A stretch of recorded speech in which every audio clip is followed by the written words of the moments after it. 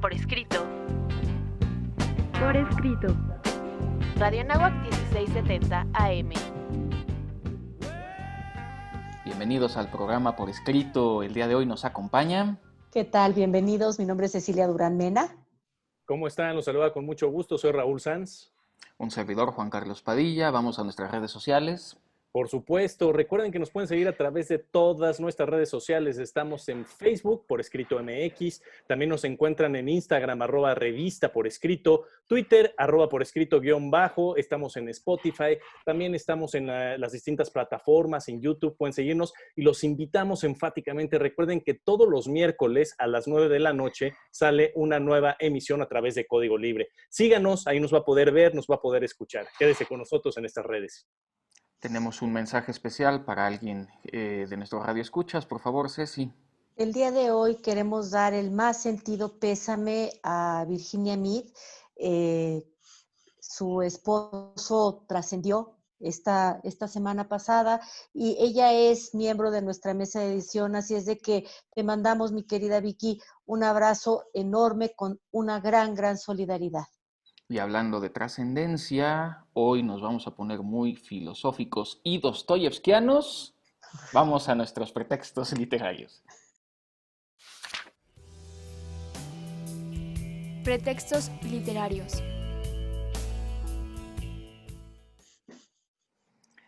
Mi querida Ceci, por favor, ¿cuál es el pretexto literario del día de hoy? A ver, ven que la niña es risueña y le hacen cosquillas. Y lo peor de todo es que yo tuve que ser cómplice de esto. Hoy vamos a hablar del existencialismo y Juan Carlos, bueno, se va a poder regodear en la vida de Dostoyevski. Ni modo, hay veces que a uno le toca perder.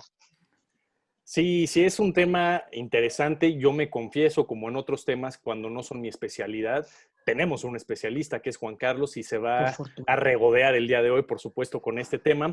Por un momento, Ceci, creí que tú te ibas a vengar y le ibas a decir que se reivindicara por el comentario de Dostoyevski que hizo, como hace unos programas se te pidió a ti que te reivindicaras, recordarás. Pero bueno, cupo la prudencia en este momento, mi querida. Sí, pues ni modo, ¿qué le va uno a hacer? Hoy Tema...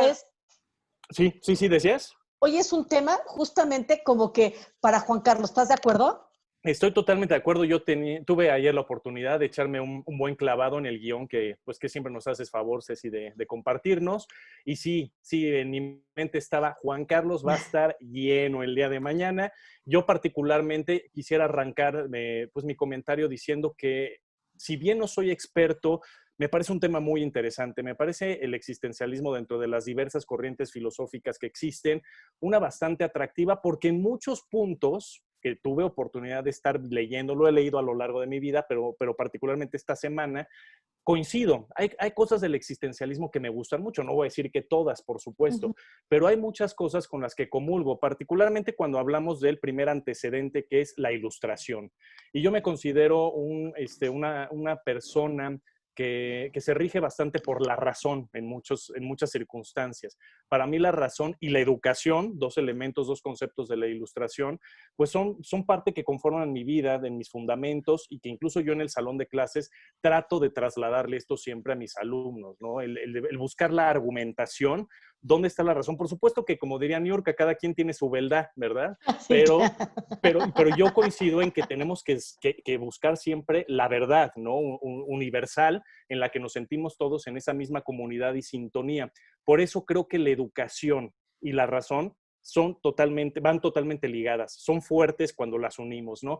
Y de ahí entonces ya Juan Carlos nos adentra ahorita al tema del existencialismo, pero como antecedente me gusta partir de esos dos conceptos. Sin duda. Quizá a diferencia de lo que piensan los locutores o colocutores de este programa, me parece que el tema de existencialismo no es tampoco tan difícil. Ciertamente en filosofía y en literatura hay una corriente existencialista y cuando uno se pregunta por los antecedentes, ahorita nos decía Raúl la ilustración, que además se va a convertir en romanticismo y yo creo que el romanticismo va a ser el gran antecedente del existencialismo.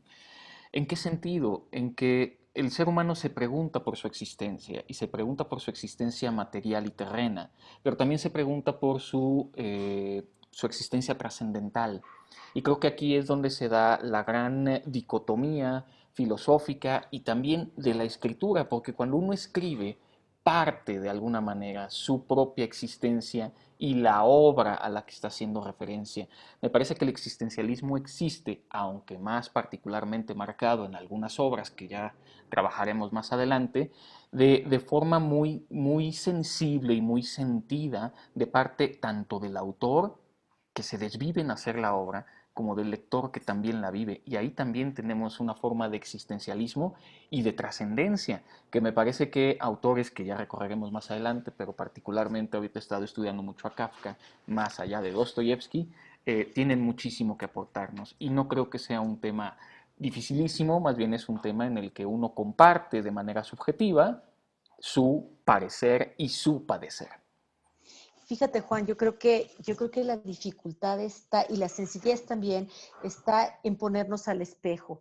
Y yo creo que los existencialistas tuvieron ese tino, y qué duro ponerte al espejo en las circunstancias en las que ellos empezaron a escribir, porque ellos empezaron a escribir en los tiempos en los que el orden se destruyó tal y como se conocía. O sea, vimos la destrucción del hombre por el hombre mismo, y a partir de eso, evidentemente que llegaron muchas preguntas muy profundas, y evidentemente que entonces aquellas mentes tan privilegiadas tuvieron el buen tino de preguntarse a sí mismas, bueno, si esto que venía siendo el orden me llevó a estos resultados tan terribles, ¿quién soy?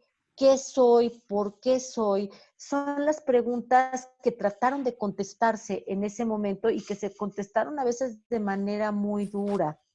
Y perdona que haga aquí un paréntesis, justo en los grandes cambios de la humanidad, como podría ser quizá el que estamos viviendo, Sin donde duda. también este tema tiene mucho sentido. Ya había mencionado Raúl la ilustración como un momento en el que se pone al ser humano como el centro. Y me parece que esto que está señalándose sí tiene mucho que ver con la revolución industrial, que daría También. paso a lo que conocemos como la posmodernidad. Y la posmodernidad es cuando el ser humano ya no está en el centro, sino que ponemos los objetos en el centro de la existencia. Gracias a la revolución industrial, la maquinización, y entonces el ser humano como ser humano se vuelve a plantear cuál es mi lugar, en qué lugar estoy. Y ahorita con temas de pandemia vuelve a ocurrir lo mismo. Hasta dónde no está provocando el mismo ser humano su propia inexistencia. Y ahí está el Híjoles, existencialismo. sí, sin duda. Sí, sí, es otro de los antecedentes, ¿no? Justo lo decía Juan Carlos, la Revolución Industrial, y el otro, pues anterior también, la Revolución Francesa, sería el tercero de los antecedentes. Fíjense, a mí algo que me llama la atención es a veces la confusión, ¿no?, que hay sobre esta gran corriente, e incluso gente cercana me lo ha dicho, que el existencialista por lo general es agnóstico o ateo, y no. Aquí vamos a analizar que de hecho el existencialismo se divide precisamente en dos corrientes supremas, ¿no? Precisamente la que sí está ligada a la parte religiosa, particularmente la cristiana, y por el otro lado, pues la del existencialismo ateo o algunos otros agnósticos. Me gusta mucho a mí el tema porque no están peleados. En realidad, claro que entre ellos se van a contraponer en sus opiniones y pensamientos, pero hablar solamente de la generalidad del existencialismo no es una o es otra, sino te da esa libertad de pensamiento individual en lo que tú crees, y lo que ya nos decía Ceci hace rato, y Juan Carlos también, poner de nuevo a la persona como el centro, ¿sí? Tú eres la persona y tú tienes la libertad. Este tema, fíjense, la palabra libertad la hemos utilizado varias veces en los programas más recientes, y es una palabra muy interesante porque el existencialismo está abogando precisamente por la libertad. Ya adentrados en el siglo XX incluso, esta libertad se supone que nos iba a llevar a un mundo racional, moral e incluso ético. Y esos son los valores, ¿no? Las primicias del existencialismo. Sin embargo, prontamente se tiene que ver, ahora sí que en la parte aplicativa, estos valores, porque nos llegan dos grandes guerras. La Primera Guerra Mundial y no muchos años después, la Segunda Guerra Mundial. Entonces, pues al parecer los valores sobre los que se estaba fundamentando, pues tenían características abstractas, ¿no? Entonces se pone a prueba todos estos principios del existencialismo. Bien, aquí una cosa que a mí me gustaría mucho señalar, lo acaba de decir Raúl, tiene que ver con la moralidad. Hay un sentido filosófico en la existencia. Si yo existo, tengo una responsabilidad por el solo hecho de existir, y es una responsabilidad moral brutal. Y ahí hay en mi opinión, bueno, yo creo que todos los autores ya existencialistas como corriente, muy marcados. Ahí encontramos a Dostoyevsky y a Soren Kierkegaard, que serían de los primeros Ujú. que desde el cristianismo van a lanzar este postulado, y quizá ya desencantados por la Segunda Guerra Mundial, estoy pensando en quizá Jean-Paul Sartre o Emil Cioran en Rumania, como ya los grandes pesimistas existencialistas que hay, porque pues parece que el ser humano desgraciadamente es autodestructivo. Y fíjate que a mí me llama mucho la atención también ver cómo Miguel de Unamuno, ya también desde antes, empieza con este pesimismo, y empieza a interpelarte a ti como lector, porque tiene una obra que es devastadora, hay que estar bien plantado para poderla leer, que se llama Juan Bueno, que es de un sacerdote que pierde la fe, y entonces está interpelando todo el tiempo al lector para ver si de veras quieres creer o si no quieres creer, y al final te deja a ti la responsabilidad de creer o de no creer, porque este es un sacerdote que pierde la fe, pero al mismo tiempo él no quiere llevar a su grey a perder la fe. Entonces es un diálogo muy bonito entre los agnósticos y la gente que quiere creer, porque por un lado es un sacerdote el que desde su razón dice por qué no debo de creer, y al mismo tiempo está diciéndole a sus fieles por qué sí deben de creer. Es duro el libro, existencialista con toda la fuerza del universo, y hay que estar bien plantados para poderlo leer, porque sí te muerde el ombligo. Este tema finalmente, intrínsecamente, nos invita a lo desconocido. Vamos a nuestra próxima sección.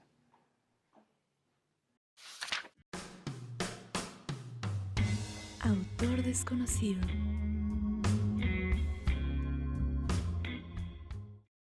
Pues el día de hoy, en nuestra sección de lo desconocido, les voy a hablar del existencialismo en México, porque sí tuvimos representantes del existencialismo en México.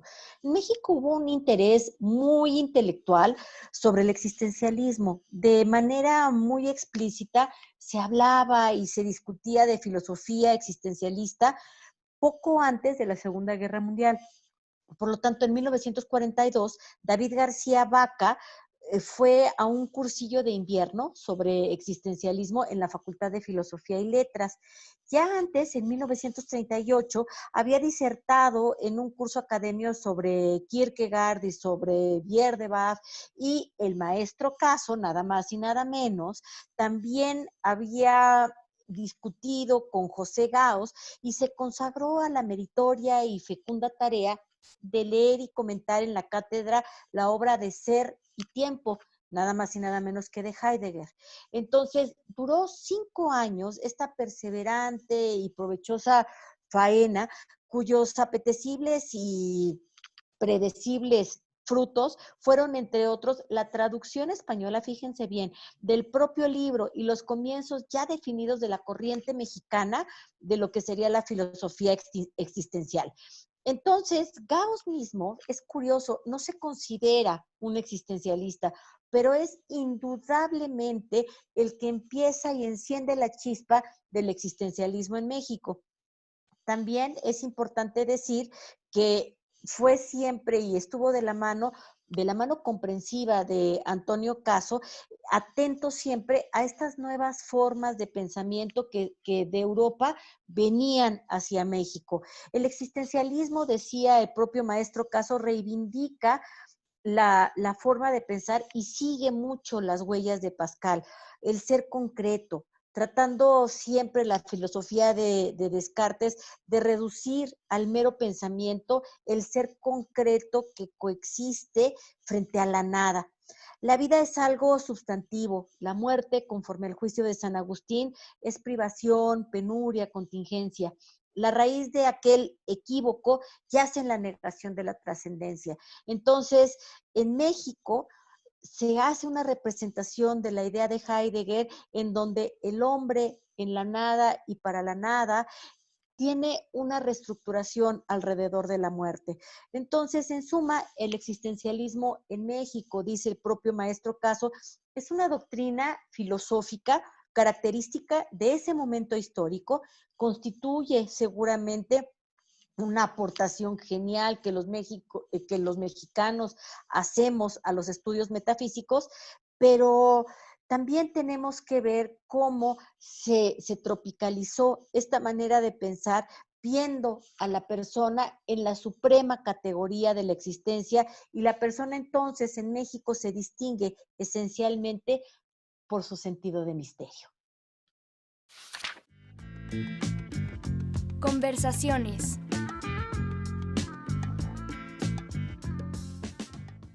Muy bien, pues para comenzar nuestras conversaciones, no sé si les parece bien hacer nuevamente, reiterar una invitación. ¿Por qué Por no nos escuchan, por supuesto. favor? Sí, claro que sí, escúchenos, recuerden, todos los miércoles, todos los miércoles estamos a las 9 de la noche con una nueva emisión de su programa por escrito a través de Código Libre. Ahí nos pueden conocer ahora que estamos en esta modalidad virtual. Pues por favor, escúchenos y véanos también. Todos los miércoles, 9 de la noche, Código Libre. Y bueno, voy a tomarme la libertad de comenzar la conversación, mi querida Ceci. Creo que Ay, podemos ¿por dónde hablar vas a de, empezar? a ver, dos padres del existencialismo, uno filosófico, Soren Kierkegaard, quien además escribía muy bien y tenía un Ujú. juego muy interesante porque tenía seudónimos y jugaba con los seudónimos y entonces hablaba y replicaba. Tan radical Soren Kierkegaard que incluso, digamos, rompió un compromiso matrimonial que tenía con esta, se me olvidó, Regina Olsen, precisamente por no considerarse lo suficientemente entregado a la existencia. Es una cosa brutal. Y por otro lado, el que podríamos decir que es el padre del existencialismo literario sería Dostoyevsky, de quien vale la pena mencionar que estuvo preso en Siberia, iba a ser fusilado y momentos antes de su fusilamiento se suspende, digamos, sí, La ejecución. la ejecución, y con eso salva la vida.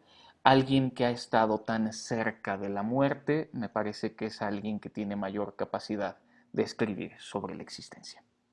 Y por eso yo creo que, aunque a mí no me gusta, bueno, pero hay que hablar de Raskolnikov como este personaje que toda la vida vive perturbado. Es justamente Dostoyevsky, a partir de esta obra en específico, que nos debuta con el monólogo interior, y nos estamos metiendo no solamente en la narración de lo que le pasa al personaje, sino a la mente del personaje, lo que piensa, sus remordimientos, sus observaciones, sus eternas enfermedades y fiebres, sus delirios, en fin. Digamos que en ese sentido Dostoyevsky sí nos lleva mucho de la mano a la reflexión y a un punto de vista que hasta ese momento nunca se había experimentado. Después lo veremos con Virginia Woolf, en fin, pero él es el rey, él es digamos, como que el que nos levanta el telón de lo que sería la mente de un personaje. Sí, dos autores que se contraponen también un poquito aquí, ¿no? Ceci, por un lado, pues ya sabemos su rechazo a Dostoyevsky, Juan Carlos lo idolatra, por supuesto. De hecho, este programa por escrito, cuando todavía estábamos llevándolo solamente a través de radio, tuvo la culpa este programa de que yo quisiera leer por primera vez a Dostoyevsky, nunca lo había hecho, y dije, a ver, si estos dos están peleando todo el tiempo, pues necesito tomar partido también porque no tengo ni idea de qué me hablan. Bienvenido. Bienvenido. A este lado. Me voy al lado de Ceci. Les confieso, leí Crimen y Castigo. Sé que en este momento nuestros radioescuchas, algunos van a estar a favor de lo que estoy diciendo, otros me van a querer crucificar en este momento, pero lo odié. Lo odié con cada centímetro de mi ser, pero no voy a hablar ahorita del odio, despreocúpense, sino es nuestro tema, el existencialismo. Y desde ese punto de vista, creo que es una obra ejemplar en términos de existencialismo, ¿sí? O sea, describe perfectamente varios de los atributos. Un personaje en situaciones extremas, desde luego, el sufrimiento, la angustia constante, las eternas enfermedades de las que ya nos decía Ceci, que se la vive con fiebre, pero claro que nos expresa precisamente esos puntos esenciales de lo que es el existencialismo. Por el otro lado, Juan Carlos ya hacía también mención de Kierkegaard, ¿sí? De nuevo, si bien sin ser un experto en la materia, hay puntos muy interesantes que toca Kierkegaard. Para empezar, pues es uno de los que se les considera precisamente los inventores del término existencialismo como tal, ¿no? Entonces, pues ahí ya sabemos de quién estamos hablando. Por el otro lado, un punto que me gustó mucho sobre la filosofía de Kierkegaard es que él dice que uno, como individuo, debe escoger su propio camino.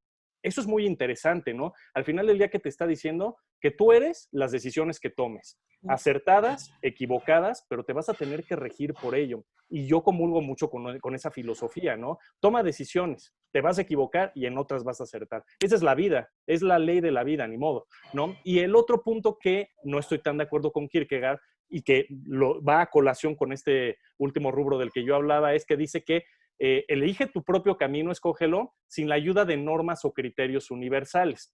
Ahí ya no estoy tan 100% de acuerdo, ¿no? Yo sí soy una persona que cree mucho en la disciplina, que cree en las reglas. Claro, como seres universales, pues hay reglas que nos gustan y otras que no nos gustan seguirlas, ni modo.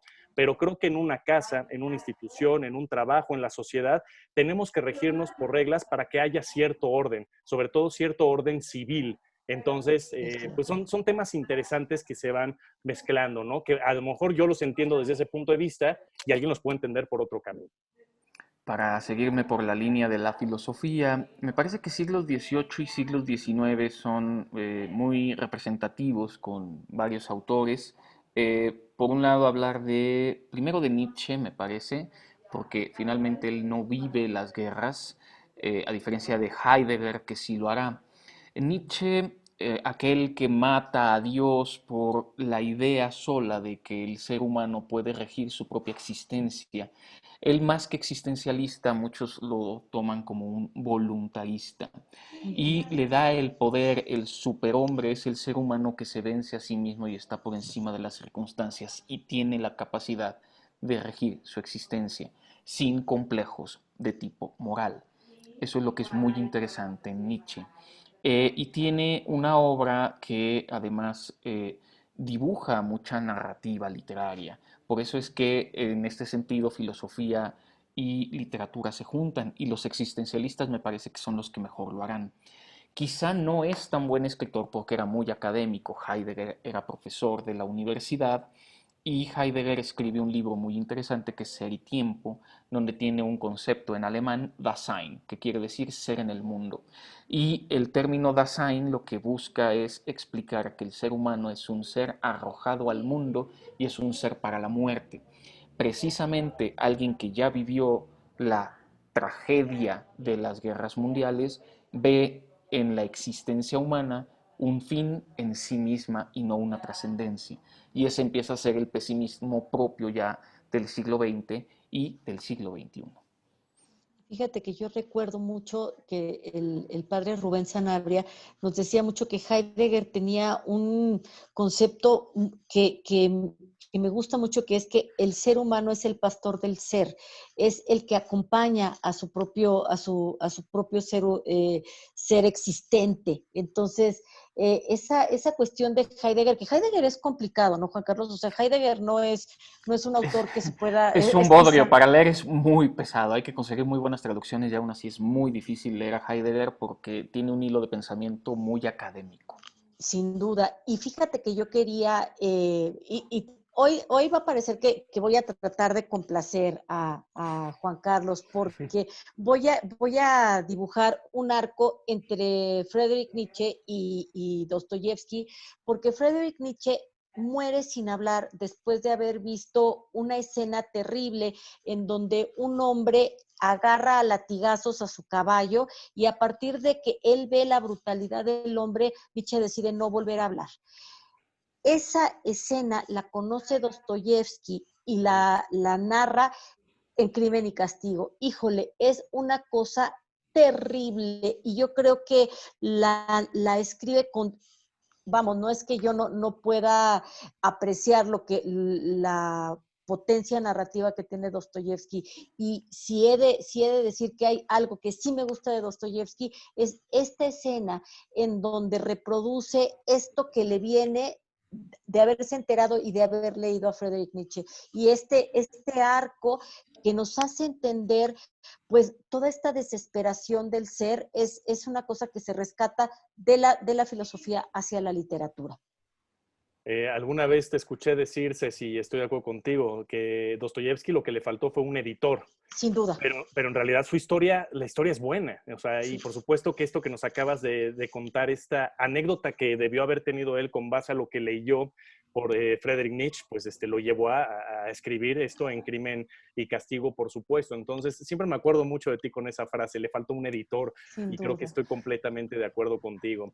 Qué bueno que Juan Carlos toca el tema de, bueno, en este caso mejor el autor, ¿no? Friedrich Nietzsche es un autor de todos los existencialistas con el que yo tengo un poco más de relación o conocimiento, porque sí he tenido la oportunidad de leerlo, lo leí hace muchos años, hacía la Zaratustra, y es un concepto muy interesante el que él nos presenta continuamente. Por un lado, yo lo decía al principio de este programa, el ser humano tiende a buscar la verdad, ¿sí? Y luego tendemos nosotros solitos a dividirlo en nuestra propia verdad. Mi verdad es distinta a la tuya. No, si algo tenemos que entender es que pues hay una verdad, sea la que sea, y esa es la búsqueda en la que los seres humanos estamos continuamente. De ahí que me gusta la propuesta y el trabajo de Friedrich Nietzsche, que es, te invita precisamente a indagar más sobre ti mismo, a indagar sobre lo que acontece a tu alrededor, obviamente partiendo de ti como ser humano. Ya lo decía Juan Carlos, ¿no? Que pues él proclama precisamente la muerte de Dios. Nunca, de hecho a Nietzsche lo he escuchado también muchas veces, lo tachan de ateo, de agnóstico, de tantas cosas, y en realidad él no lo está negando, él solo proclama esta muerte, ¿no? De que se acabó Dios como centro del universo y ahora nos toca a nosotros los seres humanos partir de ese centro. ¿Qué es lo que te está invitando a él? A conocerte, a saber lo que está a tu alrededor, desde luego con esta angustia existencial de la que ya hemos estado hablando continuamente, y por supuesto el término de la tragedia, que también es algo que es recurrente en los diversos autores. Por el otro lado, me gustaría irnos adentrando a una autora que sé que a nuestra productora le gusta, Simone de Beauvoir, ¿no? Y que ya estábamos hablando ahorita fuera de micrófonos también, pues la primera gran feminista del siglo XX, por supuesto, de una de las autoras que sí les tocó precisamente involucrarse en las dos guerras, la Primera Guerra Mundial, la Segunda Guerra Mundial, pero ella precisamente toca esos temas que a mí me gustan, el de la libertad, ¿sí? Este tema, este punto, este concepto que ya hemos venido tocando, y que la libertad hay que entenderlo de tenerlo muy claro. Cuando nosotros nos vamos a poner en este centro del universo del existencialismo, entonces nos estamos adueñando de la libertad de nuestros actos. Pero esta libertad tiene por añadidura la responsabilidad ética y moral como ser humano, y libertad no se confunda con libertinaje, no es hacer lo que queramos, sino tener una responsabilidad social. De ahí que me parece la obra de Simone de Beauvoir sumamente interesante en estos conceptos que a mí me gustan bastante. Que es un poco lo que le ha pasado a Simone de Beauvoir todavía a ojos contemporáneos, que se le ha visto como una libertina, y me parece que es mucho más profundo que eso. Hay que decirlo, hay muchas mujeres antes de Simone de Beauvoir muy importantes en la historia, pero quizá ella es quien mejor encarna ya un cambio social respecto a la manera en la que se ve sobre todo la mujer a sí misma en la sociedad. Y pues, vivimos un mundo de varones que todavía, particularmente en México, quizá en otros lugares un poco menos y en otros quizá de manera más radical, ya un cambio social relevante, y por eso en la misma relación que tiene con los existencialistas, ahí está, me parece, esta ruptura fundamental en literatura y en la vida social que permite Simone de Beauvoir respecto a la libertad y la manera en que hombres y mujeres se ven socialmente. Y fíjate, Juan, qué padre que lo estás diciendo, porque me parece que Simone de Beauvoir hace una cosa muy linda, porque ella sí como que transmina las fronteras entre la literatura y la filosofía, y habría que leer nada más y nada menos la Femme rompue, la mujer rota, para ver cómo estamos generando estas nuevas maneras de pensar, porque claro, habría que reflexionar sobre algo que nos dijo Inés antes de entrar al aire, y es ella ya es una mujer con una visión de avanzada, porque en aquellos tiempos todavía no se veía mucho la diferencia entre género, sexo, etcétera. No se entendía muy bien, pero ella ya empieza a dar las primeras pistas y empieza a caminar hacia allá. Y es algo que vale la pena leer porque además su pluma es entrañable y no es tan difícil. Ella sí es como más accesible de leer y entrañable leer la Femme Pompier. Pues no sé si quieran ir un poquito adentrándonos en los últimos, quizás su favorito, para dar también alguna recomendación, que no se nos termine el programa. Ujú. Bueno, pues yo rápidamente, porque sí, siempre nos alcanza el programa demasiado rápido. Yo ya hice alguna recomendación. A mí, por ejemplo, Friedrich Nietzsche es uno de los que me gusta bastante su propuesta dentro de la filosofía, la propuesta que él nos hace. No quisiera dejar también dejar desapercibido mejor la presencia de Jean-Paul Sartre, ¿no? Con la trascendencia, el tema de la trascendencia del que hay que vivir en el aquí. Y hay otros temas interesantes que ahí se tocan en el existencialismo hacia el futuro, que en realidad nosotros solo vamos a saber de lo que hicimos, de cómo fue nuestra persona, hasta en un futuro, cuando voltemos a ver hacia atrás. Sin embargo, yo comulgo mucho con el vivir el presente, vivir en este momento, porque el presente pues es precisamente un regalo, por eso se le denomina presente, y eso, nuestras acciones del aquí y el ahora, son las que nos van a llevar a trascender más adelante. Entonces, pues Jean-Paul Sartre creo que necesita aquí también una mención fuerte. Ceci, Mira, yo recomendaría leer El extranjero porque sigo pensando que Camus sí es también, es duro, el lenguaje que él ocupa es fácil y aunque hemos hablado en otros programas ya de Camus, vale la pena no tenerlo como una referencia intelectual, sino entrarle verdaderamente pues a las novelas como si fueran una pieza literaria y la verdad es que vamos a encontrar muchísima riqueza porque la pluma de Camus es maravillosa. a veces pareciera que estos existencialistas son confusos y algunos sí. Nietzsche no es Sí, bueno. fácil. Nietzsche tiene la ventaja de que tiene muchas referencias mitológicas, sobre todo griegas, pero es un erudito. Es un erudito que también padecía de migrañas muy fuertes y eso creo que también es una característica de los existencialistas, que algo pasa que también despierta en ellos una fibra especial. A mí me gustaría hacer alusión en la parte del cuento a Kafka. Lo he Uh-huh. estado leyendo, me gusta mucho. Recomendar, por supuesto, La Metamorfosis. Estoy pensando en la novelita del Proceso, pero tiene varias novelas pequeñitas, perdón, cuentos pequeñitos que son bien interesantes. Hay uno que se llama Frente a la Ley, de un hombre que se para frente a la puerta de la ley, y es un cuentito de 2, 3 páginas, fabuloso de lo que significa la ley y cómo la enfrenta el ser humano. Entonces, en cuento, lean a Kafka. En poesía, lean a Rainer Maria Rilke, que creo que sí se pronuncia bien así. En poesía es también una poesía Sí. existencial hermosa y erudita. ¿Por qué es erudita? Porque se está preguntando por las bases de la existencia del ser humano, y eso es lo que no podemos perder. Y finalmente, recomendar en la parte de novela, otro de los autores que voy a tratar de agotar es Hermann Hesse. Hacía alusión en el guión Ceci a Lobo Estepario, en mi opinión, la que menos me ha gustado. Yo recomendaría muchísimo Siddhartha y sobre todo Demian.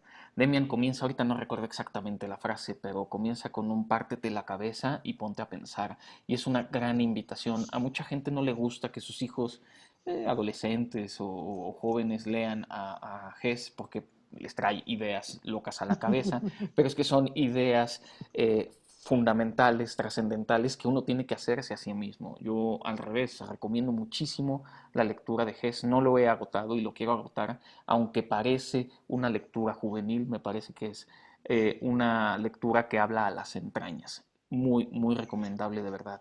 Hermann Hess, no sé si alguien quiere añadir algo más.